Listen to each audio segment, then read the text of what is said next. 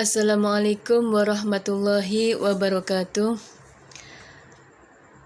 Berjumpa lagi dengan kami kelompok 9 yang beranggotakan saya Aisyah Lutfiah, teman saya Ferlinda Tiara Putri, dan Guntur Eka Susanto yang akan mempresentasikan zakat, wakaf, qard, sedekah, dan hibah.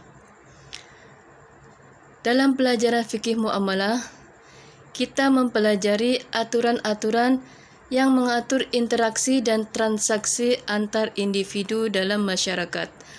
Hal ini mencakup berbagai aspek kehidupan sehari-hari, mulai dari jual beli, sewa menyewa, pinjam meminjam, hingga warisan dan wakaf.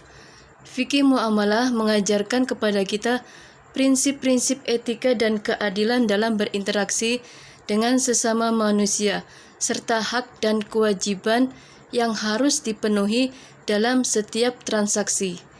Ini mencakup prinsip-prinsip seperti kejujuran, kesepakatan yang jelas, adil dalam menetapkan harga, dan tanggung jawab terhadap janji-janji yang telah dibuat. Selain itu, fikih muamalah juga mengatur aspek-aspek tertentu dari keuangan seperti sistem zakat, hukum tentang riba. Melalui pemahaman yang mendalam dengan fikih muamalah, kita dapat membentuk masyarakat yang adil, berkeadilan, dan berorientasi pada kesejahteraan bersama. Nah, untuk itu mari kita bahas presentasi kelompok 9 dengan judul wakaf, zakat, qard, hibah, dan sedekah. Baiklah, kami akan mempresentasikan tentang wakaf. Wakaf adalah investasi sosial yang sangat penting karena manfaatnya dapat dirasakan secara berkelanjutan sampai generasi yang akan datang.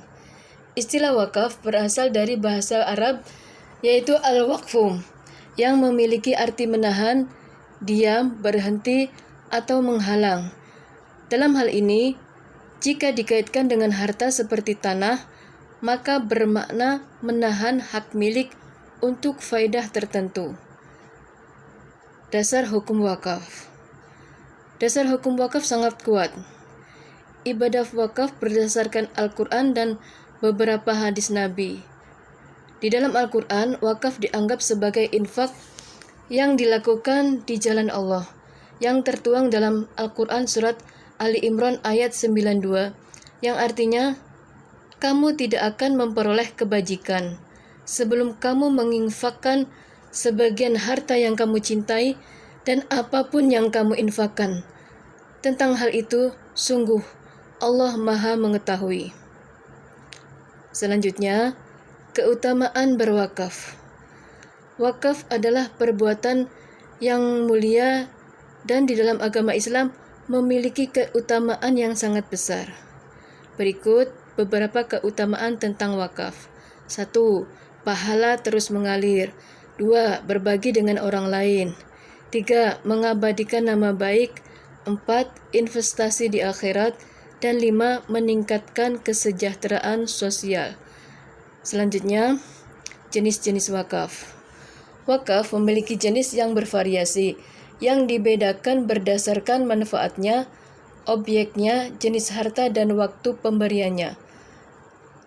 Akan tetapi pada pembahasan kali ini, jenis wakaf yang akan dibahas adalah berdasarkan peruntukan jenis wakaf.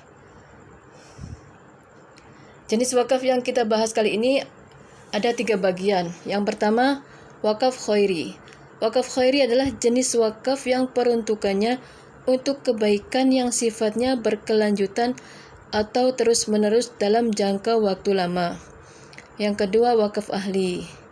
Wakaf ahli merupakan jenis wakaf yang tujuan manfaatnya diberikan untuk keturunan ataupun lingkungan keluarga dan kerabat wakif. Artinya, Peruntukan wakaf ahli dilihat berdasarkan kekerabatan dan hubungan darah antar anggota keluarga. Yang ketiga, wakaf mushtarak. Wakaf mushtarak adalah kombinasi antara wakaf khairi dan wakaf ahli. Peruntukannya untuk wakaf mushtarak ini dapat diberikan untuk kesejahteraan umum dan sebagiannya lagi untuk keluarga wakif. Selanjutnya, saya persilakan kepada rekan saya untuk melanjutkan presentasi. Zakat adalah harta tertentu yang dikeluarkan apabila telah mencapai syarat yang diatur sesuai aturan agama, yang dimana dikeluarkan kepada 8 asnaf penerima zakat. Adapun 8 asnaf tadi atau golongan yang berhak menerima zakat, yaitu 1. Fakir, yang kedua miskin, yang ketiga amil, yang keempat mu'alaf, yang kelima gharim, yang keenam raqib, yang ketujuh fi sabilillah, dan yang kedelapan ibnu sabil. Adapun jenis zakat itu ada 2 macam. Yang pertama, zakat mal.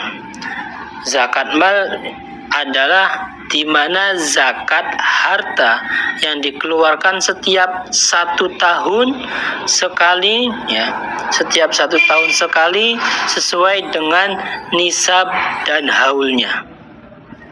Jadi zakat mal itu dikeluarkannya setiap 1 tahun sekali sesuai dengan nisab. Ya, nisab itu berhitungan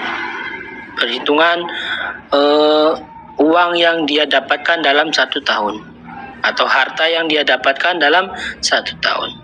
Dan yang kedua ada zakat fitrah, di mana zakat fitrah ini adalah zakat yang dikeluarkan pada saat bulan Ramadan yang dibatasi sebelum sholat Idul Fitri.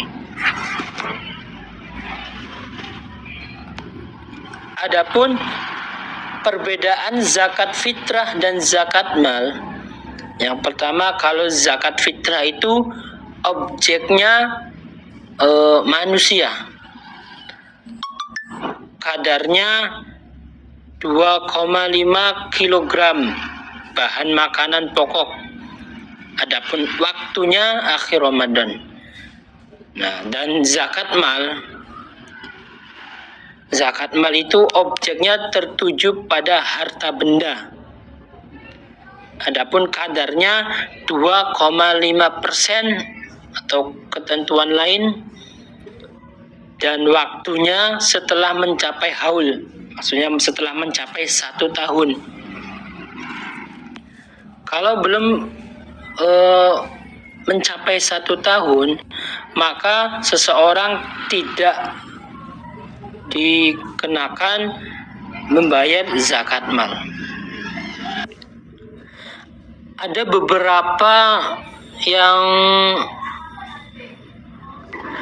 beberapa ketentuan kapan waktu halal dan haramnya mengeluarkan zakat fitrah. Sini jelaskan waktu yang harus dikeluarkan zakat fitrah. Yang pertama harus dari awal hingga akhir bulan Ramadan. Waktu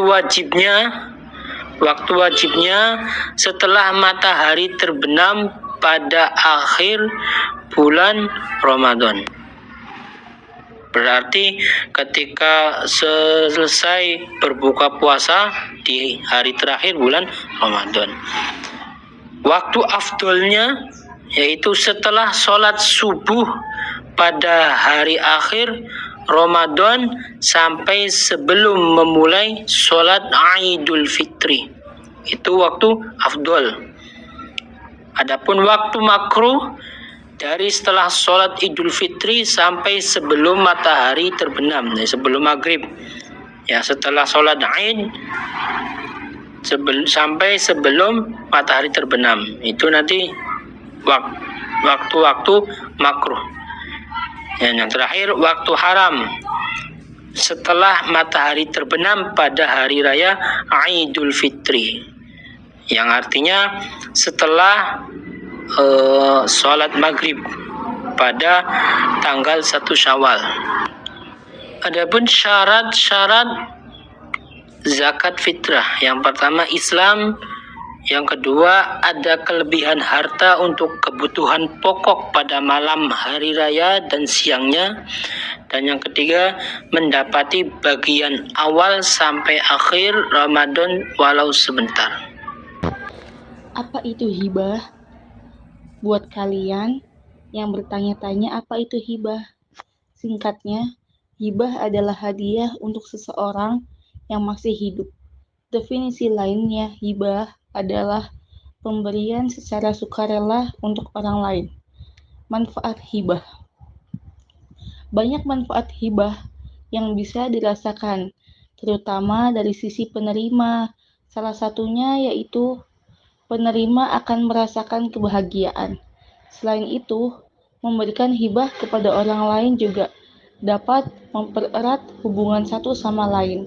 Apalagi jika pemberi hibah memberikan hibah tanah, di mana hal tersebut sangat berguna bagi masyarakat yang nanti akan menggunakannya.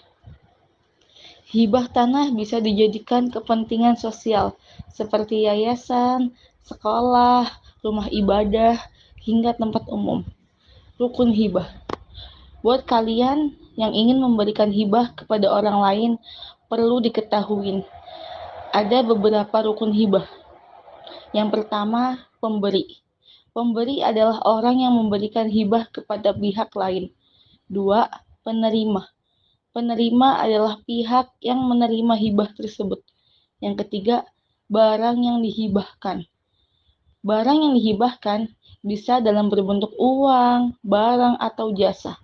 Yang keempat, tanda serah terima. Setelah melakukan proses hibah, perlu diketahui bahwa harus ada tanda serah terima sebagai bukti. Dasar hukum hibah. Hukum hibah dalam Islam sangat dianjurkan oleh Nabi Muhammad SAW. Hal ini dikarenakan hibah merupakan salah satu cara untuk pendekatan ke sesama umat manusia. Selain itu, dengan adanya hibah juga bisa memberikan banyak manfaat kepada si penerima. Macam-macam hibah.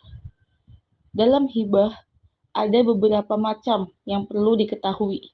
Adapun macam-macam hibah adalah yang pertama, hibah barang. Hibah barang adalah ketika pemberi memberikan harta maupun barang yang memiliki manfaat atau nilai kepada penerima dengan tanpa tendensi harapan apapun. Contohnya, seseorang menghibahkan sepeda motor, mobil, pakaian, dan sebagainya. Yang kedua, ada hibah manfaat. Hibah manfaat adalah ketika pemberi hibah memberikan harta atau barang kepada penerima.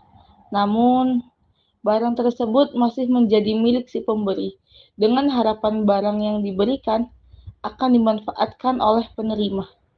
Dalam hal ini, penerima hanya memiliki hak guna atau hak pakai saja. Cukup sekian, kurang lebihnya mohon maaf dari kelompok kami. Wal-afu minkum. Assalamualaikum warahmatullahi wabarakatuh.